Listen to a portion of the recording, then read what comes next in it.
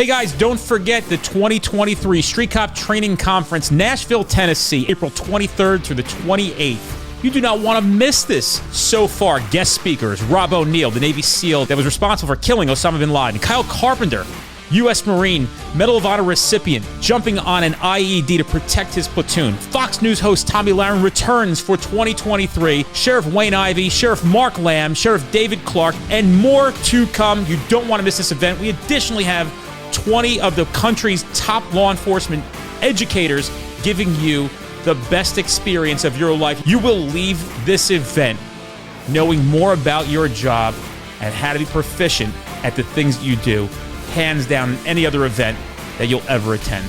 I personally guarantee it. Don't miss out. There's a room code at streetcop.com for our room block, and room code at the Gaylord at Opry is where the event's taking place. Don't miss out on a discounted rate. The rate is from Sunday to Thursday. Put that in and find yourselves at a half-price room. Split it with a friend, but make sure you get there. You don't want to miss this event. It is going to be that good. If you trust me and you trust Street Cop, trust that you will leave there feeling like you've had an experience of a lifetime. 111, 110.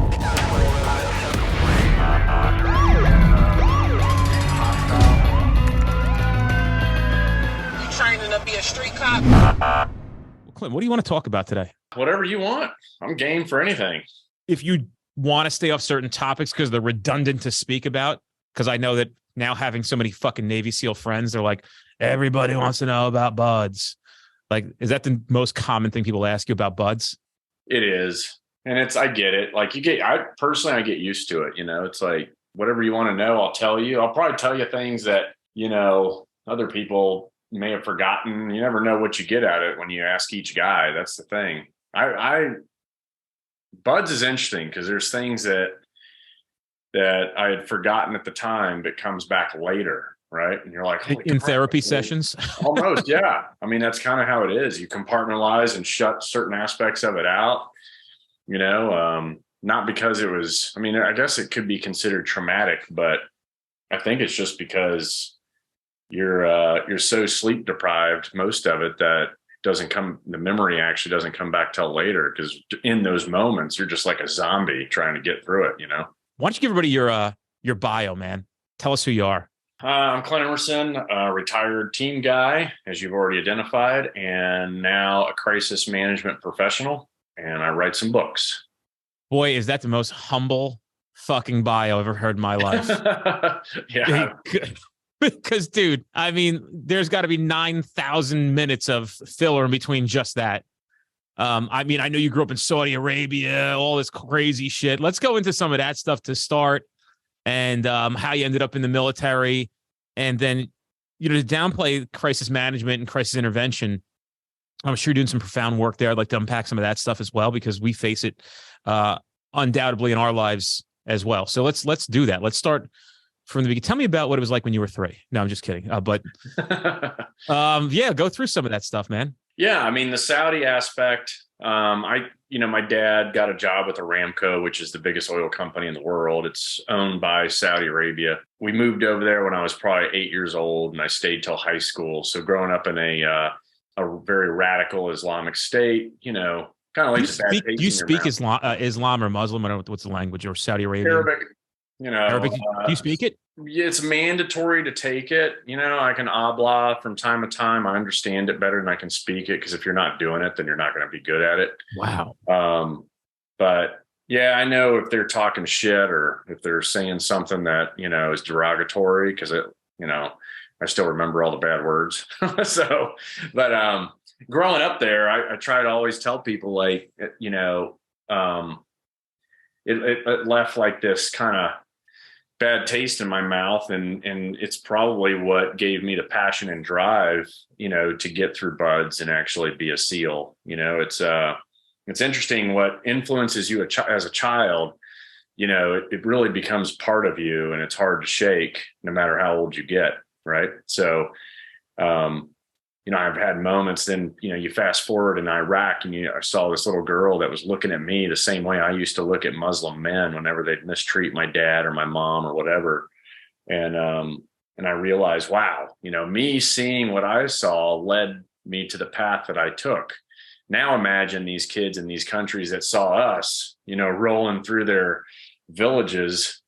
And I can only imagine when they don't have many other options that, they're saying the same thing to themselves that I used to say, right? Like, man, when I grow up, I'm going to fucking kill these people. So, it's some things go full circle. You know what I mean? Yeah, we'll go down that road, I guess, a little bit. As you were saying that, I'm like, man, he really got some payback. And the ultimate came back, got prepared, and went back and like, fuck you, dude. Right? Yeah. I mean, yeah, obviously on the right side of the law is always a good thing. But anyway, got done with Saudi, came back to the States, went to high school, then college. I always had the itch to be a SEAL. So I ended up signing the dotted line, and then off I went. I went to Navy boot camp first. That's how it was back then. You went to boot camp, then you went to an A school, which gave you a job. I picked corpsman, which is a medic. That way, if you don't make it through BUDS, you have a job that you can do in the Navy. So it used to be a requirement before you go to BUDS to actually have a rating. Now you can go into boot camp, go straight to BUDS. And if you don't make it, I think they have an option where you can actually get out. But wow. Anyway, I went through A school for corpsman. That's 3 months. Then checked into BUDS and, started with 203, finished with 203. I'm sure you've heard guys say that, because it's a big deal when you start and finish with the class, your same class, because there's so many guys that get injured or get rolled back for different reasons. So when you're part of that original crew, it's like it's a unique little, it's like an asterisk right next to your name that you actually started and finished with your original class. We had 180 guys, and then I think we finished with 27 originals or something like that. Wow. But we had roll-ins. So my graduating class ended up being around, I think, double that, probably around 40. Yeah. And then went to SEAL Team 3, and then went to 18 Delta, which is, our special operations medical school. And then back to Team 3, got to do a bunch of deployments. Then went to the NSA, then went to Dev Group, and then retired. And now here I am chatting with you. Dude, so were you a medic the whole time on the SEAL team? Yeah, the first half of my career, I maintained all those quals. You're a shooter first, and then everyone has a job that they do second, right? So yeah, I tried to maintain quals as long as I could until I jumped over to more of the covert clandestine world. Then I lost those skills because I was having to maintain a whole other set of stuff that there just wasn't enough time on the calendar to be maintaining everything. Do you still maintain that knowledge base? Like if something kicks off, your medic just kicks back in, you're ready to do some shit? It is pretty amazing that 18 Delta is run by the Army, and it's one of the best medical courses probably in the world. I mean, it really does a good job making, the education muscle memory, to this day, when you're memorizing all the drugs, I can tell you like atropine, it competes with acetylcholine at the receptor side of the synapses in order to reduce parasympathetic response. Right. Wow. So for every drug you memorize, like, what does that drug do? It's pretty amazing how much actually sticks with you. Just like that. I haven't said that in forever, but primary, secondary assessments, knowing exactly what to do and how to do it. Now, what I know is much different than the current guys, right? They've got so much better, the medical technology's come such a long ways that I'm not up to speed on any of that. But the basics are always remain the same for the most part. Did you ever have to employ your medical abilities in the field? I did a couple of times, admin, illness and sicknesses with guys, no matter where we were in the world. Combat, you get none of my guys, but some Marines that were shot up. Myself and Glenn Doherty, plugged some of their holes. Glenn, everybody knows that name. He died in Benghazi, him and Ty. But Glenn and I was primary. He was secondary medic in one of our deployments together. So I've had to do, every SEAL medic I know, you've got trauma experience, because if you don't get it on the battlefield, then in order to maintain your qualifications, you have to go do rotations. So we work at major hospitals across the country with almost the same scope of practice as a ER doc.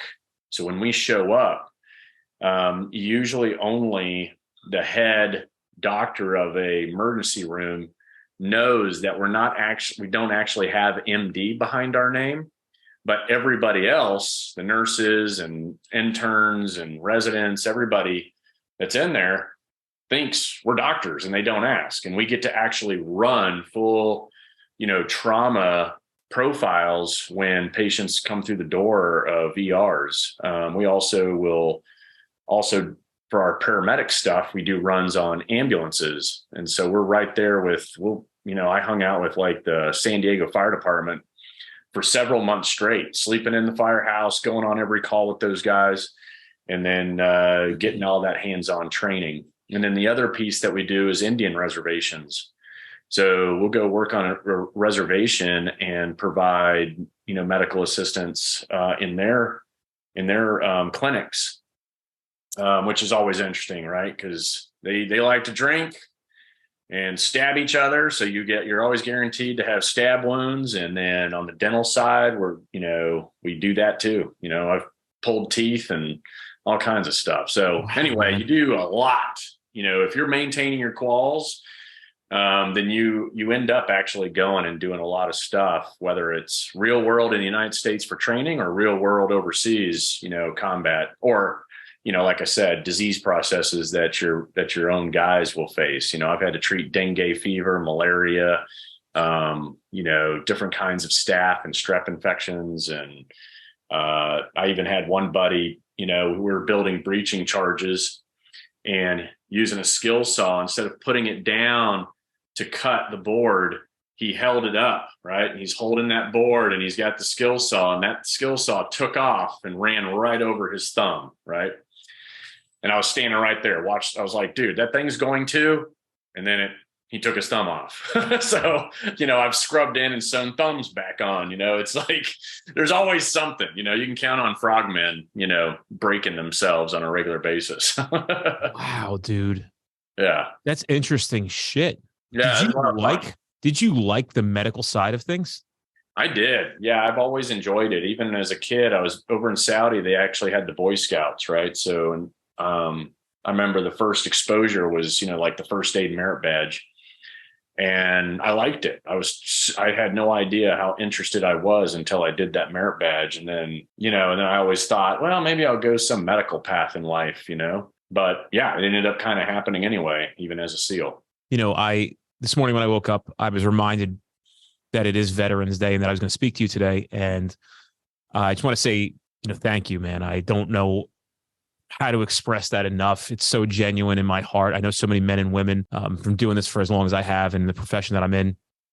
I've heard the stories. I try to really put myself in at least what would it have felt like to have been in some of the situations you've been in. And it doesn't even do it justice or service, but I don't think people realize the sacrifice that these human beings have made for us. And man, I can't thank you enough for everything you've done. And that's everybody across the board. And, the fact that you had a relationship with the Benghazi, people involved and lost their lives during that incident, it speaks volumes of the pain that you probably have to live with for the rest of your life, knowing that a friend of yours lost his life in such a horrific way. Oh. And, so thank you. No, thank you, man. Thanks for your service too. I appreciate that. I really do. You guys have to deal with your own fair amount of crap that most people don't get or understand either. So, thank you. It's different. And I was actually able to at least go home at night after police academy. And I had to go deal with things maybe for 4 days, but I'd be off for 4 days and get to see my friends and family and be in touch with them. But my neighbor around the corner from me, he's actually a field surgeon. He's got kids that are the same age as my kids, and he leaves. His name's Vance Moss. Him and his brother are both.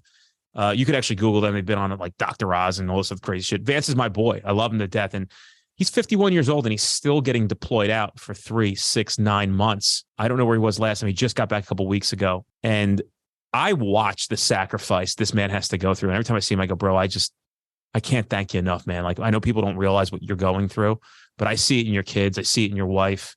I'm always here for them. They know that. And, he's a good dude. He's a fucking good dude. He's a hell of an American. And 51 years old, still getting deployed out into the battlefield. Yeah. The medical corps across the board in the military doesn't get enough, not enough pat on the backs, right? A lot of times when it comes to media, they focus on the sexy stuff, special operations, jets, aircraft carriers. I mean, that's all cool because it looks cool and it sounds cool. But the medical corps, I mean, they see everything on the hour, every hour when they're over there. So yeah, they are in itself a different breed, and they do a great job. I mean, military medicine is some of the best in the world, and it leading the way for civilian doctors to follow a lot of times, especially when we're at war. Now, if we're in peacetime long enough, I might not go to a military hospital, but as long as we're overseas and those guys are getting the experience that they've got, I mean, yeah, you're basically getting treated by some of the best, most experienced guys in the world. But, of course, the VA catches shit, especially if there's no wars going on, let's say in 10 years from now, and you go to a VA, you might not be as impressed. You know what I mean? Yeah, dude, for sure. Yeah. I guess they're just not getting to practice in, right? That's right. As long as they're practicing. It's a shitty way to have to practice, because I imagine it's got to be some of the most horrific things psychologically to endure. I'm a very compassionate man. I just thank the Lord for sparing me from a lot of the things that a lot of people have had to endure. Even as a cop, I was fortunate enough to never really, I don't know how I got the luck of a draw. I worked in a very busy police agency. I've since then retired. But I was fortunate enough to never have to go see a dead kid. Right. I'm glad. And at the time I didn't have kids. Now I have 4.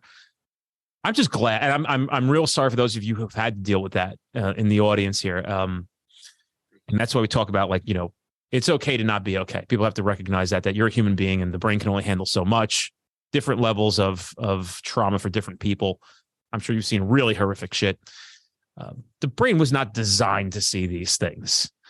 We do a good job of compartmentalizing, like you've said, and stowing this shit. But you gotta be careful of that stuff. And I'm sure we're gonna get into some of that conversation in a little bit. But for those of you out there who are in the audience of this podcast, don't think that stuff's gonna go away if you keep shoving it down.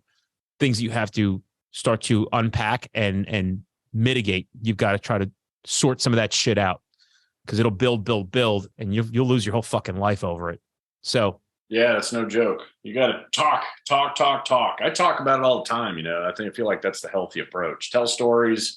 It keeps memories alive, but it also helps, it's therapy in itself, obviously, just talking out loud about it. Tell me about some of the crisis work you're doing. It's kind of interesting how I got there. I never saw myself as being a crisis management guy. My job when I was on the East Coast, as mentioned before, was a little more on the covert side. And specifically, it was CMOE, which is clandestine methods of entry. So that's basically getting in and out of targets without, zero forensic traceback, zero attribution to the United States government. Okay.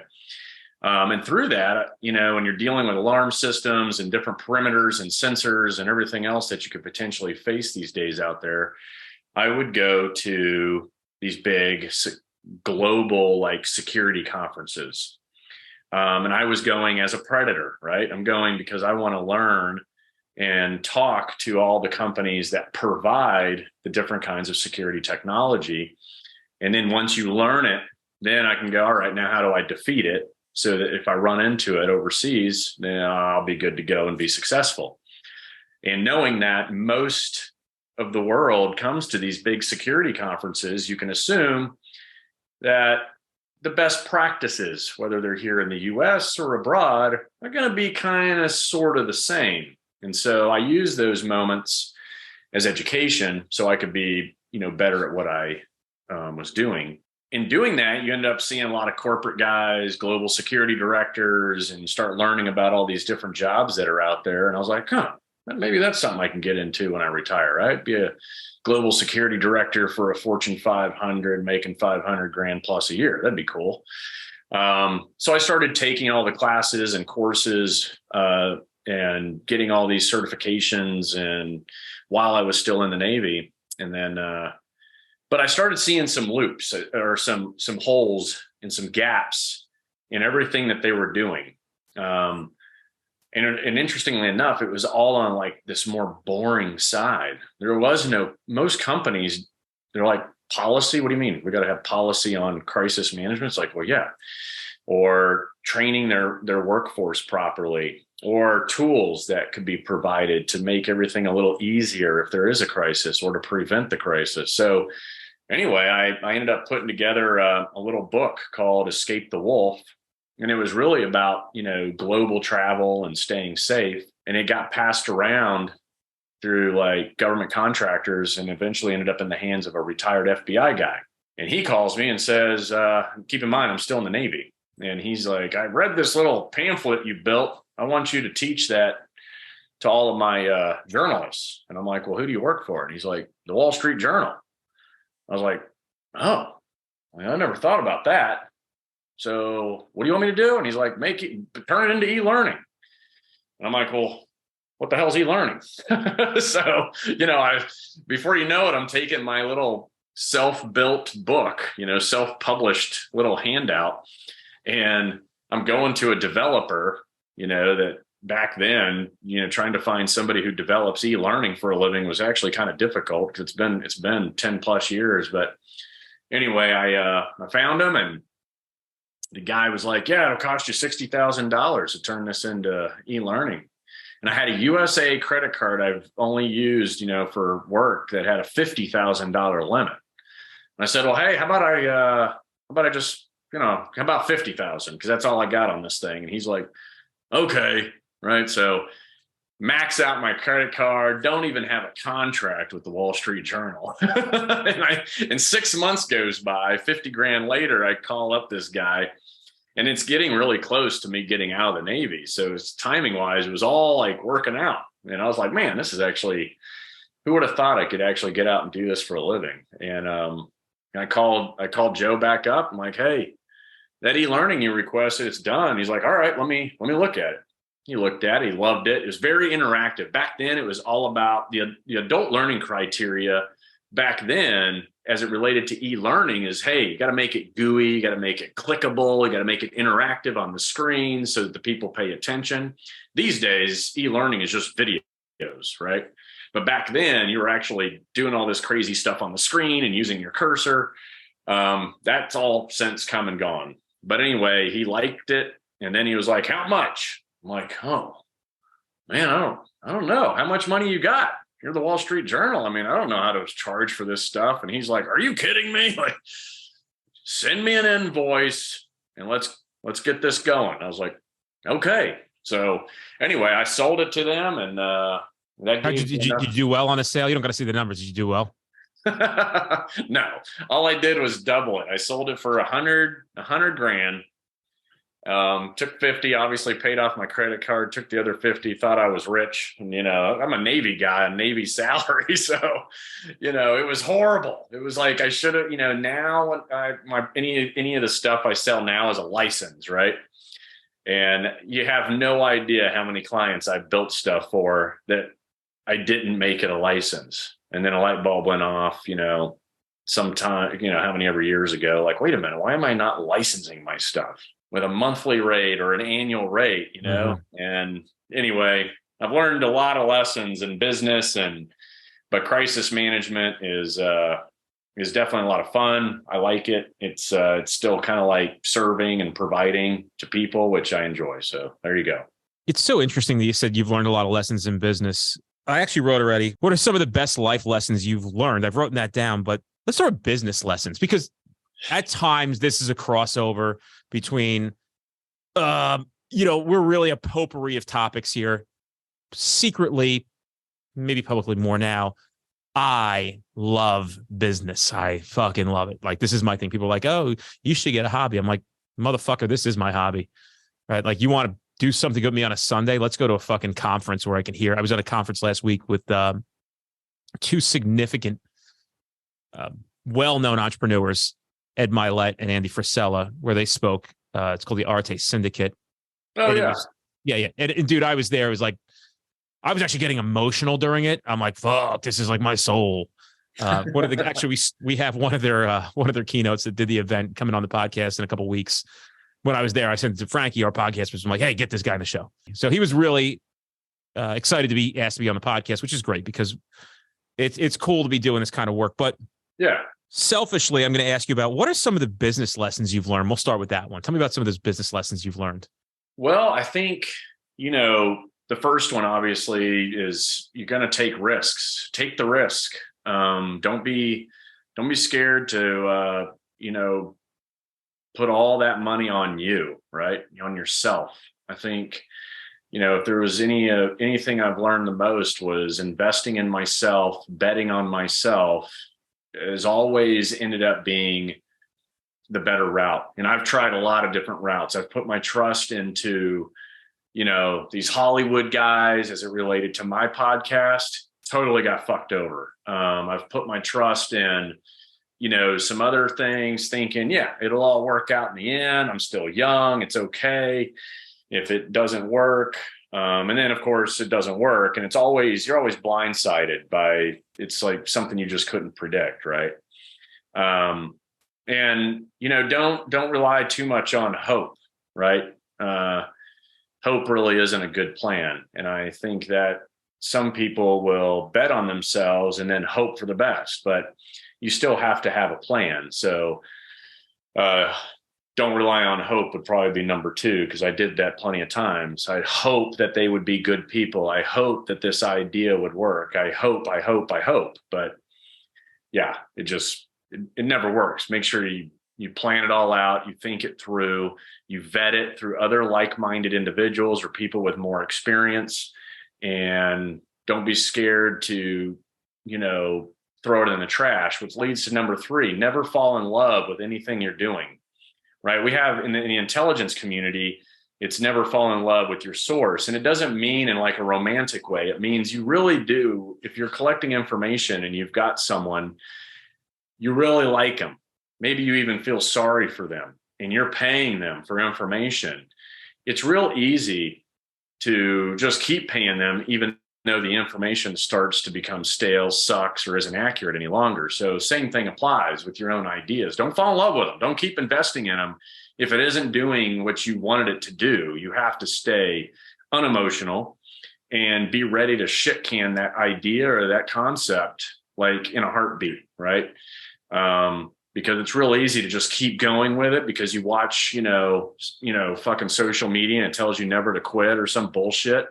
But there are such things as just bad ideas, And so that doesn't mean quit everything. It just means quit that stupid idea and move on to the next idea and keep going, keep moving forward, right?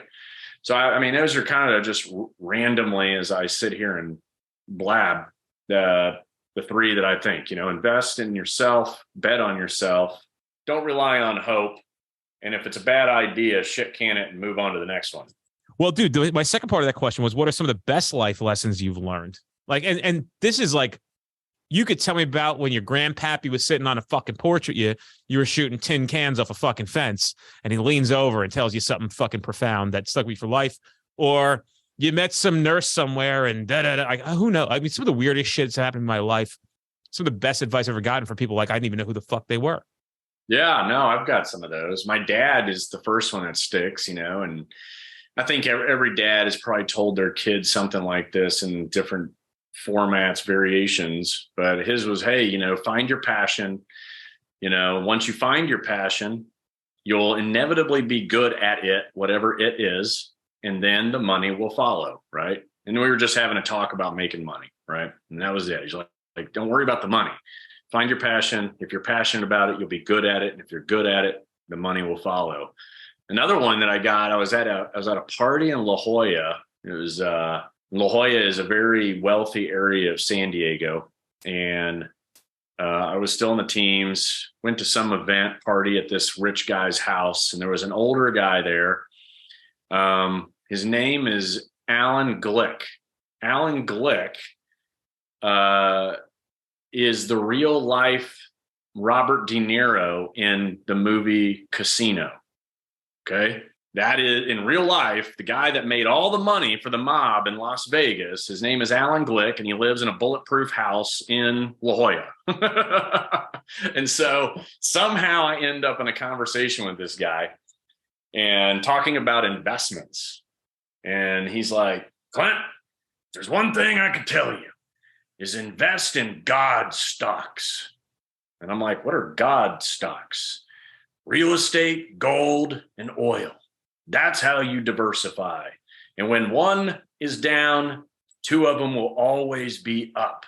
So the odds will always be on your side with God stocks.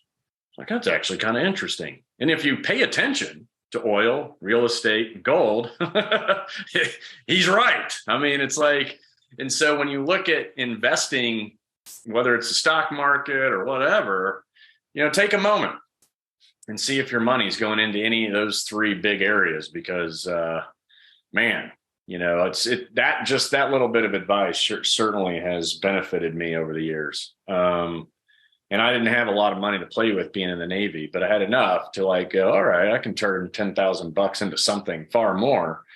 And it works. It works like a charm. Doesn't matter what's going on in the world, politics, whatever. Obviously, all those things drive those three different verticals up and down. But the beauty of it is that usually there's always two that are high and only one that is low, right? And heck, right now, I think all three of them are at the highest they've ever been, right? Real estate, oil, and gold. Let's go to number 3. You gave me 2. Yeah. Number 3 life lesson. Clint Emerson. Everybody take a deep breath in. Clint's going to fire this motherfucker out. It's going to be profound.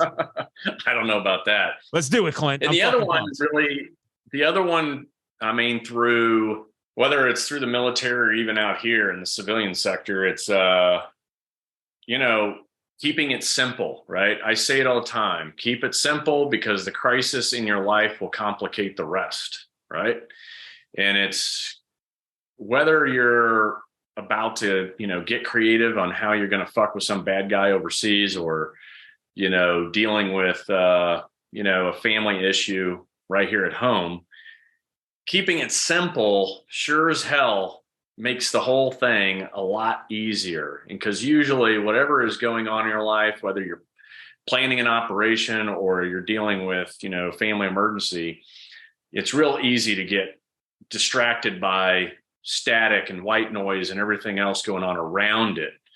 But try to always just keep it simple, because usually what's going on around you will complicate the rest. There's no need for you to complicate it all on your own. And off the top of my head, those are my big 3. Maybe you can elaborate a little bit more on the last, on number 3, and maybe try to give us an analogy or a real life scenario where that would be applicable. So yeah, it's anchored to a saying that's in the military specifically, and and special operations, and that is, if you master the basics, you'll be advanced, right? What makes us advanced at things is mastering the basics, and that in itself is keeping it simple, right? Like, if I'm going to be a professional shooter and that's my job, then I am going to just solely concentrate on making sure my rounds are as accurate and as effective as possible, right, when I shoot. And really, when you break down how to do that, it's not because you've got lasers and night vision, all of this shit, that's all helpful, but that's not what makes you a good shooter. That's not what makes you professional. What makes you professional is being able to do the same exact thing without the technology, right? Iron sights and still drilling holes and keyholing your shots. And the way you do that is really just mastering those basics, right? If it's a rifle, you got that, good cheek well, you've got a good sight picture, you still got that front sight focus, and you squeeze the trigger. And that doesn't change ever. Those things are always the same. And those are all the most simple, basic parts and pieces to being a shooter and I'm just using that as one example, right? I mean, it just applies to everything, because at the end of the day, when there are so many things we have to deal with and face, every minute, every couple of minutes, every hour, every day, if you were to complicate all the things that you're dealing with, I mean, you would get nothing done, right? I mean, it's just as anybody living their life, if you just look at everything, just keep it simple, keep it simple, keep it simple, right? Because when you add all that up, that's a pretty complicated day. So break it down, tackle the simple stuff, and usually it'll solve some problems for you. Life is always going to be complicated, no question about it. Yeah. It's how you deal with life and how you react to the situation is the definition of one's true character, for sure. Yeah, I think so. And it's real easy to get emotional and stress out. But I find and have found that if you just break it all down to its most simplest form, you'll be just fine, and you'll get through whatever that is a whole lot smoother. I don't know about everything that you're allowed to talk about, and I do want to bring up a combat situation and elaborate off of what you just said about, since we're talking about shooting in that context. I remember when I was a younger recruit many, many years ago, and I say that like I'm 103, I'm talking like 18, 20 years ago. We had a guy, I went to 3 police academies. We had a guy in one of the police academies who came in. He had been in 3 officer involved shootings. And I think I asked him, I said, what was the one thing that allowed you to win those 3 battles? He goes, it may sound kind of simple and may sound stupid. It may actually baffle you what that is. He's like, but if you actually stop and aim, or you can remember to aim during the gun battle, you're probably going to win it. He goes, and that's where people fuck up. He's like, the situation takes over. You lose all sight of what you've learned, your principles, marksmanship. He goes, I won because I aimed. And it was just that simple. I've heard that from a lot of people who are involved in special forces and combat. Do you have any similar stories like that? Did you get deployed, engage in some kind of combat? And if you didn't, it's fine. You don't want to talk about it. It's fine as well. I know that things are sensitive in some parts, but I've heard from other military guys like, yeah, the first time you're in gun battle, you're fucking like a maniac. And then you start calming down and realize what's actually going to win the gunfight is that following those principles, like you just said. It's aiming, slow, methodical, not being overexcited. Tell me about that a little bit. Yeah, I mean, I agree with all that you've just said, but I relate it to time, right? Time can either be an adversary or it can be an ally. And when you're in those moments, if that's, for me, I remember one moment when you're ambushed and you're taking on fire, you don't feel like you're moving fast enough. In fact, it feels like you're in slow motion reacting. And in the middle of what is probably split seconds, it feels like minutes. It's crazy, right? You can't hit the deck fast enough. You can't get on your gun fast enough, right? I mean, it is like everything goes to slow motion and all you're thinking about is, I'm going to get shot because I feel like I'm not moving that fast. When in reality, you are, right? And so it's remembering that, hey, when you feel like you don't have time, you actually do. And you just have to concentrate on taking that moment. And what seems like an eternity sometimes, right? Getting a good sight picture, depending on, the position you're in, whether or not, you're in whatever climate you're in, the conditions, the wind's blowing, there's a fucking shaman, there's sand everywhere. I mean, you still feel like this is taking forever. But because you've been training and on the range, when you've got the timers going, you're good. You're actually pretty fast, but it just doesn't feel that way in those moments of stress. It feels like you're moving really, really slow. At least that's my experience. And then finally you get that sight picture and you're pulling the trigger. And interestingly enough, at the beginning of the war, when we were running green tips for everything, there was one guy, I think you were shooting, and he wasn't dropping. It almost, you wanted to stop and like, look at your gun. Like, what the fuck is wrong with this thing? And then eventually he drops and there was some other guys, but that particular one was the one I was concentrating on at that moment. But when we went over and kind of did a real quick battle damage assessment, You know, a couple of us were saying like, why the fuck do these guys, it was like they were, you know, you would have thought they were wearing body armor or something. But it wasn't until later we realized the green tips were flying so fast. They're so hot that a lot of bad guys had no idea they'd been shot. Right. Big part of being shot, and I'm sure you've seen this, is like it's a psychological thing. If you see it, right, you feel it or see it, then your mind takes over and you go, oh my God, I'm going to die. And you fall on the ground, you start crying and, you know, start freaking out. But if you don't know what's happening, because it's zipping through you so fast, especially your torso, like these guys were still creeping, right? It's at night. They got their AK-47s and they're like creeping, and we're shooting them and they're still creeping like this, walking. No, it's like, what the hell? But yeah, anyway, it's kind of got off tangent, but it was just an interesting something that I think the entire military noted at the beginning is those green tips flying so fast that you shoot somebody 11 times and they still didn't drop because they just didn't know, right? It took, you know, probably 11 to 20, maybe 30 seconds for him to finally feel the effects of the bullets going through him and drop dead. But at the time, you're like, why the hell is this guy just dropping as soon as one bullet hits him? Strange. But anyway, I think time is the one thing that can really, no matter what you're doing, either make a great day better or make a good day bad. Right. It's all on if time's your friend or foe.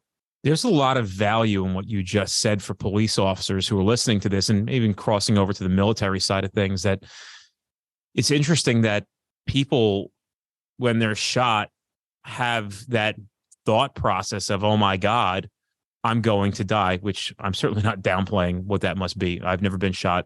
Hope nobody has to get shot. Yeah. But I think there's an interesting learning curve here of, if you can psychologically get your brain to understand that, like, so what, I'm fucking shot, who cares? Let's keep going. That's probably the stuff that's going to keep you alive, or at least destroy your adversary, because you're buying yourself a lot more time at that point.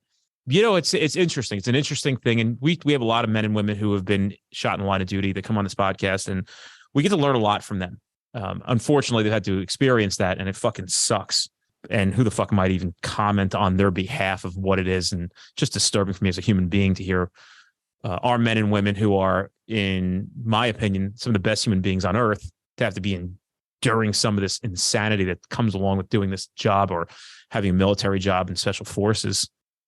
But I think people can learn a lot from you sharing that insight and that gift of what you experience and how we can take it.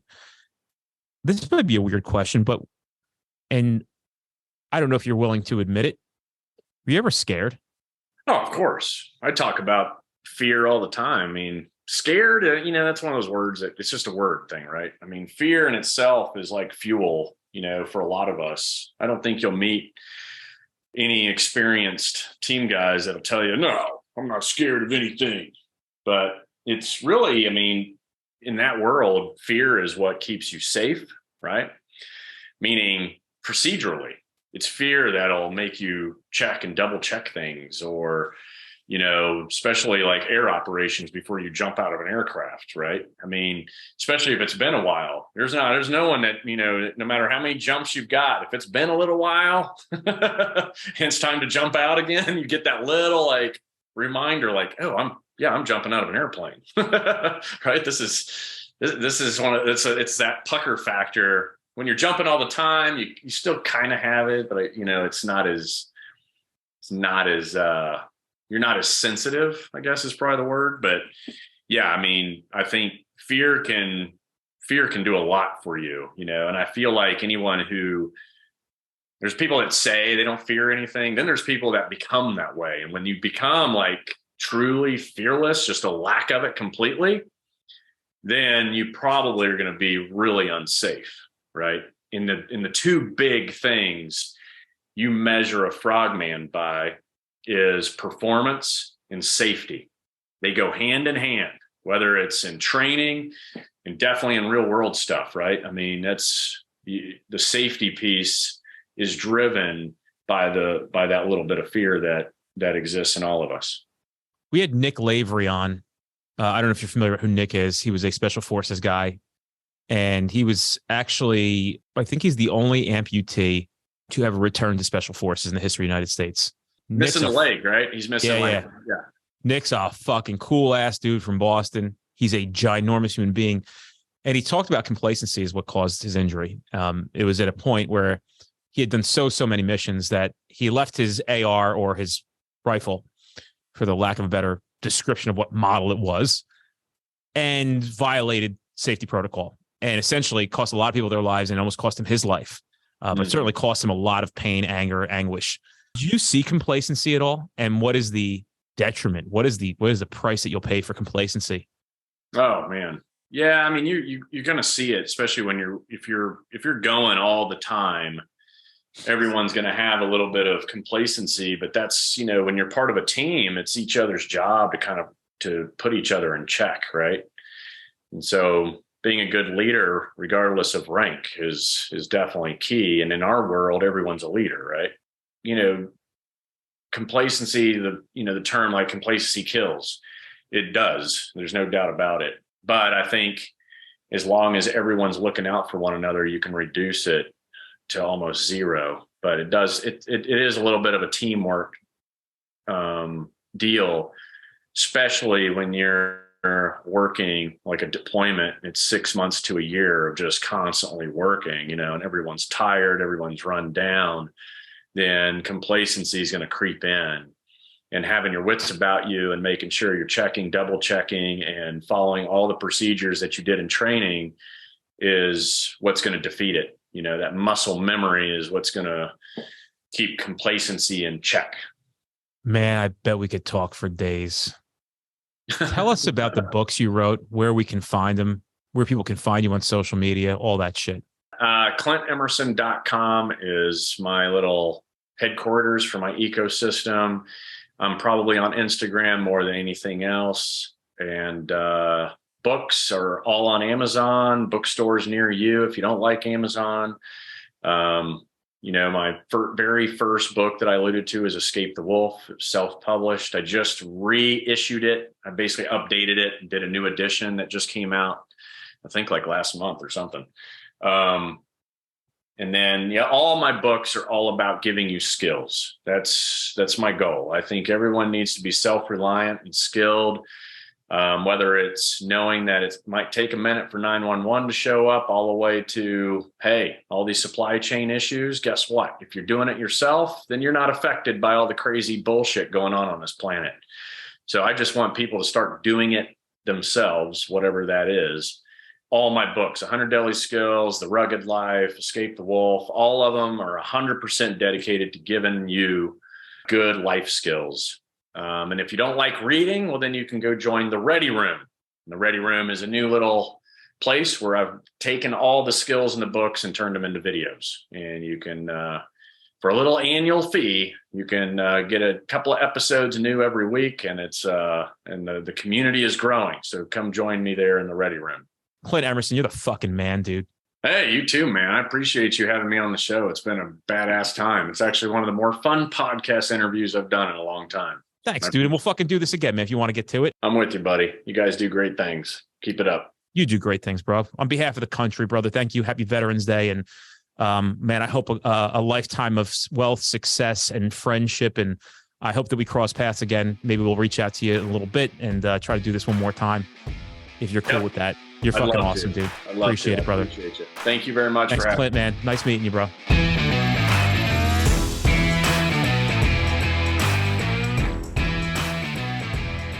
Guys, if you're in an area where you're trying to get to our classes, but we're not close to you, fret not. We actually have on-demand training at streetcop.com. You can take that course online right now, and then you could attend that training in the future at no additional cost. You can redeem your voucher, so you get 2 for the price of 1. We don't want to deny you the ability to take this training now, especially knowing that it can keep you safe, at a very minimum, putting bad guys in jail where they belong, and at the maximum, going home to your family. Check out streetcop.com for that offer.